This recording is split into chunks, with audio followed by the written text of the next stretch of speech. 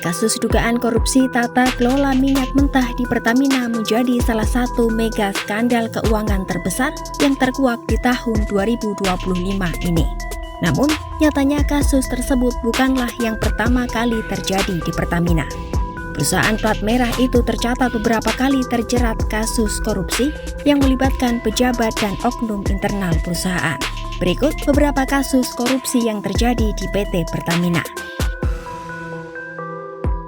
Dugaan korupsi tata kelola minyak mentah dan produk kilang menjadi skandal terbaru yang menghantui Pertamina. Baru-baru ini, Kejaksaan Agung mengungkap dugaan korupsi tata kelola minyak mentah dan produk kilang di PT Pertamina Persero Subholding dan kontraktor-kontrak kerjasama atau K3S pada tahun 2018 hingga 2023. Dalam perhitungan sementara, kerugian negara pada tahun 2023 akibat kasus ini mencapai 193,7 triliun rupiah. Dalam keterangan Kejagung, PT Pertamina Patraniaga diduga membeli Pertalite untuk kemudian di-blending atau dioplos di depo menjadi Pertamax. Pada saat pembelian, Pertalite tersebut dibeli masyarakat dengan harga Pertamax.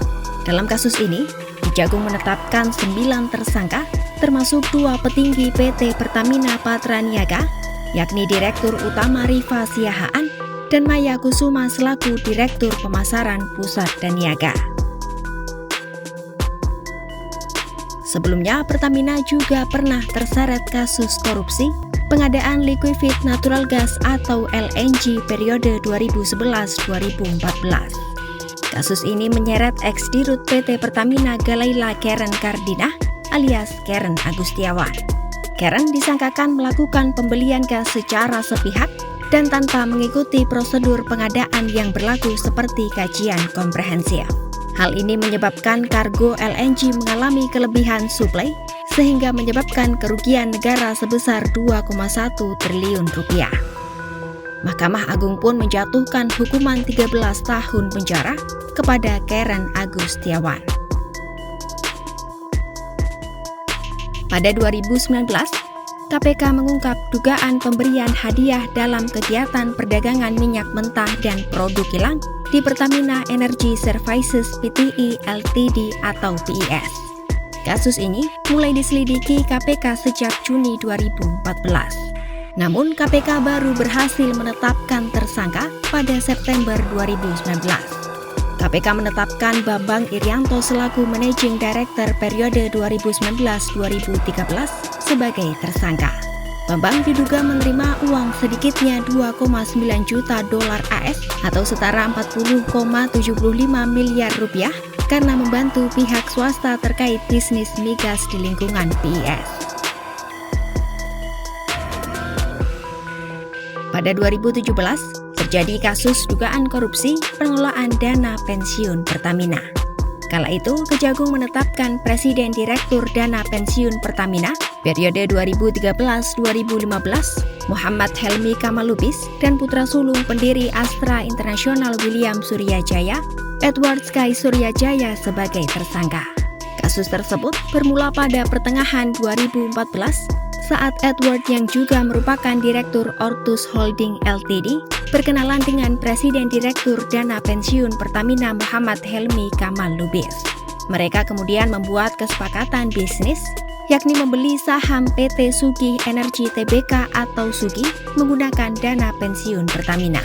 Helmi Kamalubis melakukan pembelian saham Sugi senilai 601 miliar rupiah melalui PT Millennium Danatama Sekuritas. Akibatnya, negara mengalami kerugian sebesar 599 miliar rupiah dalam transaksi tersebut, menurut Badan Pemeriksa Keuangan atau BPK.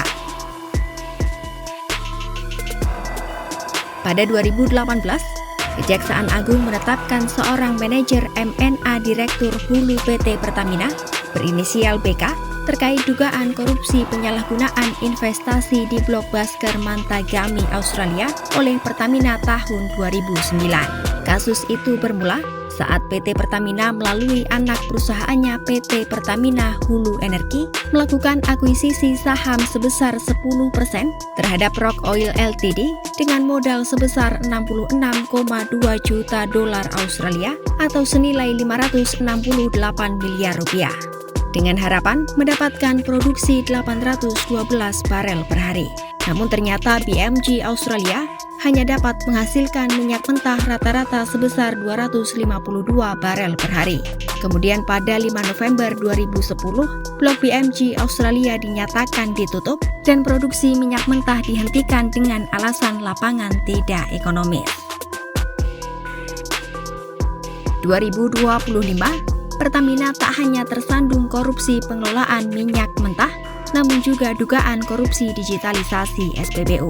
KPK disebut tengah mengusut kasus dugaan korupsi digitalisasi SPBU yang terjadi tahun 2018 hingga 2023. Juru bicara KPK Tessa Mahardika Sugiyarto mengatakan, perkara korupsi ini sedang bergulir di tahap penyidikan.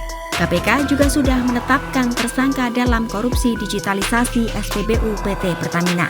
Namun Tessa enggan mengungkapkan identitas tersangka tersebut.